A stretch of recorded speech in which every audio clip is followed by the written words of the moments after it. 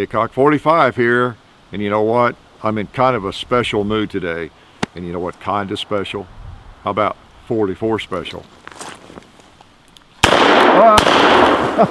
Oh, look, he's gonna lie there and die. Let's put him out of his click.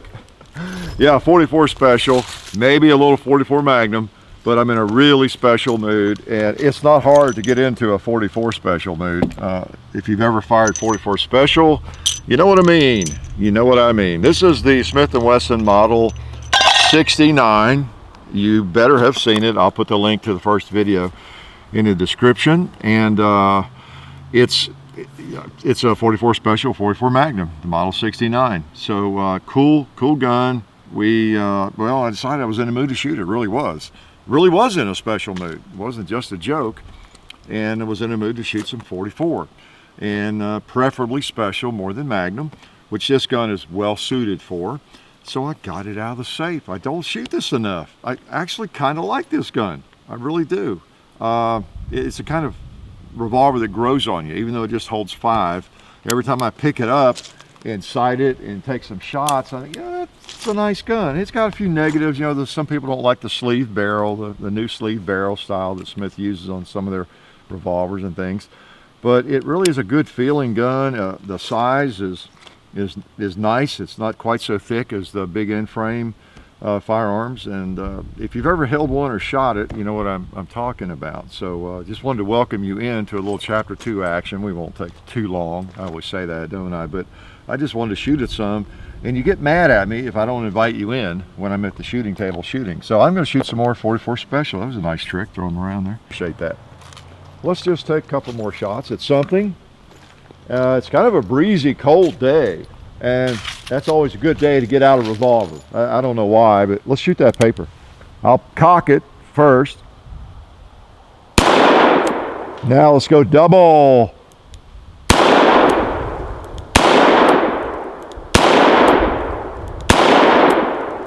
Click. Yeah, just 5, but it's 5 big ones. Okay. I've got a holster for it here. You know, I put it in that sometimes, so wouldn't be a bad carry gun. You could do worse. You got 44 special, and you got a barrel length that gives you some sight radius there, so you can actually, you know, if you're one of those people who likes a little bit longer barrel, you don't shoot a 2-inch or a 3-inch barrel very well. This is long enough to where you do get some nice sight radius and a little more weight out there, everything. Okay, I don't want to lose my man card and have you all calling me a wimp, so you know what I've got to do. Yeah, John, he focuses on those big boys. Let's shoot some Magnums. The gun is fairly light, and you know, these Magnums are pretty stout, and so you really know when you touch these off. So they're not really fun to shoot, but I'll shoot a few of them for you, okay? The Magnums. And that's the real value of this firearm, I think. I look at it as a 44 special. That's why I made such a big deal out of being a special day, you know, 44 special. But it's a 44 special that can handle Magnums. It's kind of the way I look at it, if you wanted to put Magnums in it. If you're in bear country or something. So since we have a Magnum in there, why don't we just take a pot shot at a pot? I think I'll shoot one-handed. Since it's going to hurt anyway, might as well just hurt one hand, right? All right, especially when it's cold. You know, things just hurt more when it's cold, don't they? Got the bowling pin behind it. 2 for 1. Saved a bullet. Not bad, huh? Wow, that kicks. Ouch. Ouch. Needs better grips for shooting Magnums. I'll have to say, that's part of the problem. Let's just massacre a 2-liter with 44 Magnum. Okay, get ready. It's going to hurt. Ouch. I'm going to hurt my other hand for a minute. I probably can't hit that 2-liter with my left hand, but at least I'll have I'll let this one stop stinging for a little bit. Okay.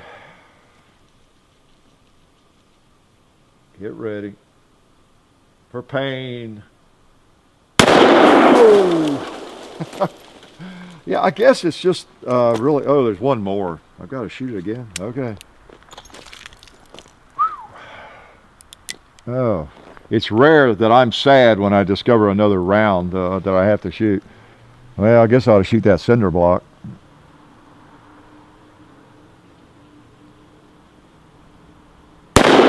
Boom. 44 Magnum.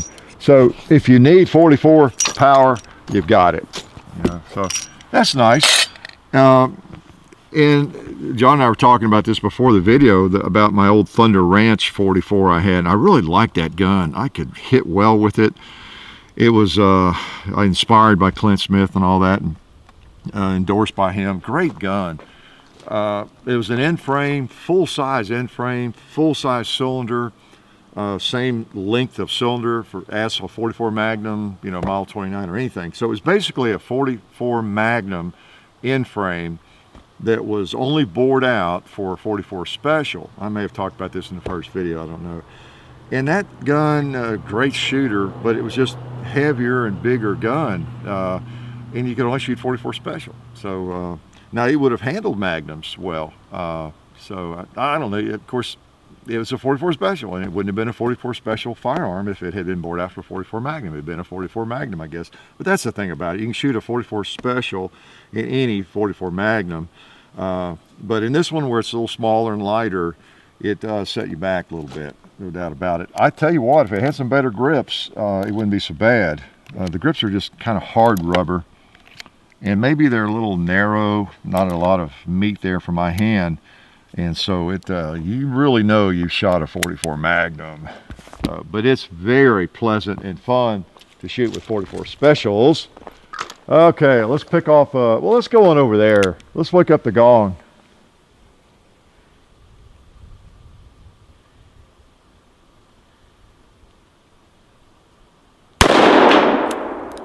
Have to hit it before it'll wake it up. There we go.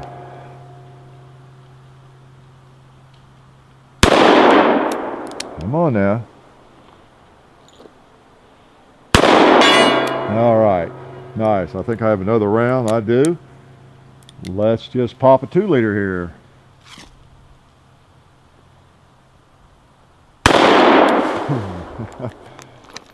Oh boy. As I've said before, there's kind of a cult following for the 44 Special, and it's easy to see why. It's a big cartridge, ballistically about the same as 45 ACP, and known to be very accurate. It's just a nice round.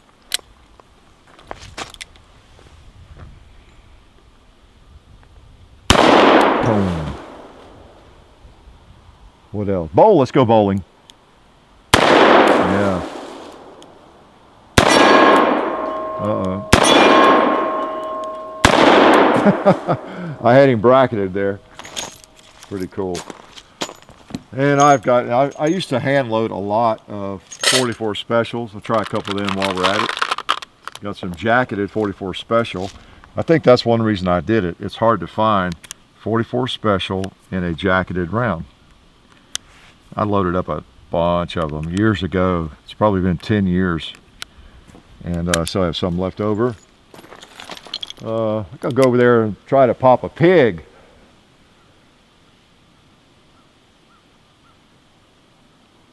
All right.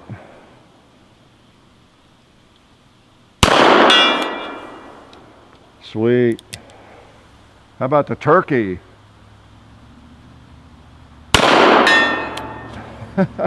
It's like magic. Well, let's put the gong out again. I went over it, I think. Yeah, I went too high on that last one. Yeah, 44 Special is pleasant to shoot in a large revolver like this, and it's plenty powerful for as a defensive round. And depending on what you're doing with it, if you're hunting big game, 44 Special is a little light maybe. Okay, depending on what you're up to. But it's fun, and it's just a nice revolver. There's something special about big bore revolvers. If you're a shooter, probably are, you wouldn't be here. We all just like big bore revolvers. Regardless of the power factor, there's just something cool. And I'm not sure what it is. I know some people, if they think a 44 special is a little powerful, maybe for them even. If there was a round that was that big, 44 in diameter, but it was maybe even half that power factor, it's just fun. There's something about slinging a larger bullet that it's hard to quantify or qualify. It's just fun, and I don't know why. To smack something, with a larger piece of lead is just fun. Doesn't have to be trucking at 1,500 feet per second, because out of some firearms, that's not fun. Not a lot of fun. Let's see, there's a little bit of a cinder block left right there. I don't know if these will take it down or not. Just 44 special.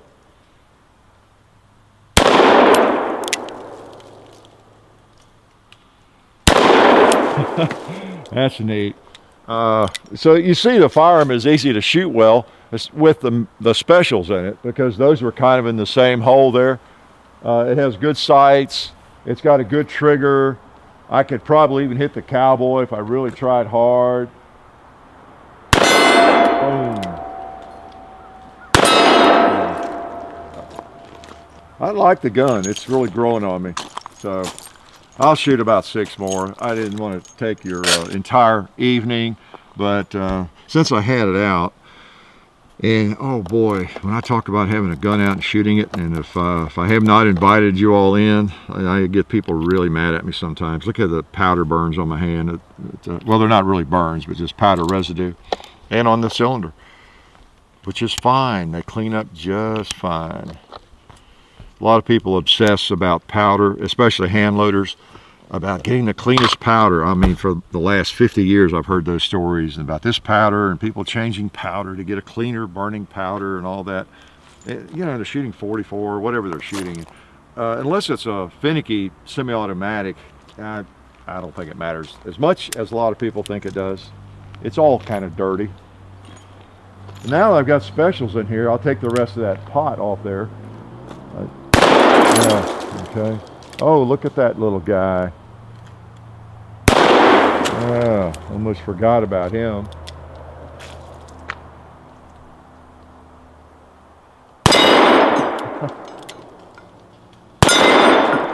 And I guess I ought to put one on the red plate before we go home.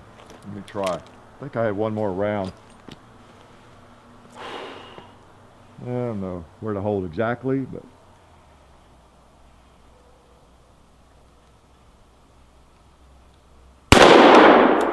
apparently not right there. Okay, so I'll take a couple more shots at him just because I'm here and I need to hear that red plate ding to make my day. All right, chapter 2, we're just shooting and gabbing.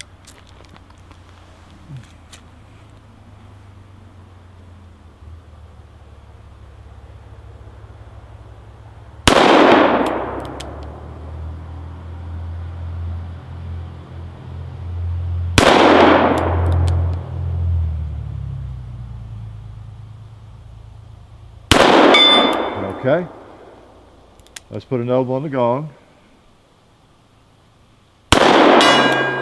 Maybe another one if I have it. Yeah, that's 5. What I was doing on the red plate, just for your educational benefit, we do get a lot of questions about where you're holding and what's that mean and all that. We need to do more on that instructionally. I wasn't sure where to hold on the red plate. It's smaller, not as large margin of error there, so I wasn't sure where to hold. So what I was doing, just so you know, on those first time, when I shot at 3 times out of this cylinder, I think, of ammo, I started holding. I was afraid I might have been shooting over it. I wasn't 100% sure, so I started holding just under it, leveling the sights up just under it, and missed. But I didn't know where I was hitting, but I kind of had an idea. So on the next shot, I brought it up a little bit more, and I was holding the sights on the bottom edge of the red plate instead of under it, and I still missed it, but I was still sure I wasn't going over it. And so on the one where I hit it, I brought it up, and I was holding up on the plate pretty well, leveling the sights up, right, at least in the middle of the plate, maybe even a little bit higher. and that's the one that hit it. So now I know where to hold on the red plate with a 44 special. So, you know, it's just kind of trial and error, messing around like that. And it's the kind of stuff I do on the range when you all are not even here, you know. So it's kind of what we do. You guys just sort of drop in to visit us while we're shooting, and you know, hopefully have a little fun with us. But anyway, this is the 69. Again, we appreciated you know, Buds. This is back when they would send us a gun occasionally, and we'd just keep it and do a video with it and everything before we got into doing the e-gunner thing, where it works out so much. Well, I don't know if it's better, but it works out great because we can get guns about as often as we need or want, and almost any gun they have. And 10% of it goes from the e-gunner auction to the Second Harvest Food Bank here in Middle Tennessee, which has put in thousands of dollars into the food bank, and then they auction it off and it's all theirs. You know, we put the target in with it if it's one of those, and and you always know that because we always tell you where we got the firearm, which is another question you'll get. Okay, where did you get all those firearms? Are those all yours? And of course, in every tabletop video we do, we tell you where the gun comes from or where it came from, right? So you got to watch the video and listen to the old man talk. He'll tell you, okay? So anyway, the 69 is a cool gun. If you've never shot 44 Special, you would enjoy shooting it. You just would. It's fun. It's fairly mild recoil. It's known to be accurate, and it's just something fun about slinging those 240 grain bullets, those big bullets, at a moderate speed or pace. So I enjoy them, and glad you guys came out to watch us today. Life is good. Since I'm still here, let me thank SDI for all their help. SDI is a fully accredited online gunsmithing school. Check them out at sdi.edu. We'd also like to thank Bud's Gun Shop and Federal Premium for all of their support. You can find us on Full 30 also now, and you can find the links to our Facebook pages and the other YouTube pages in the description of any video. So I invite you to check out the description in every video, or any video, you'll find what you need to know. And you'd better do it.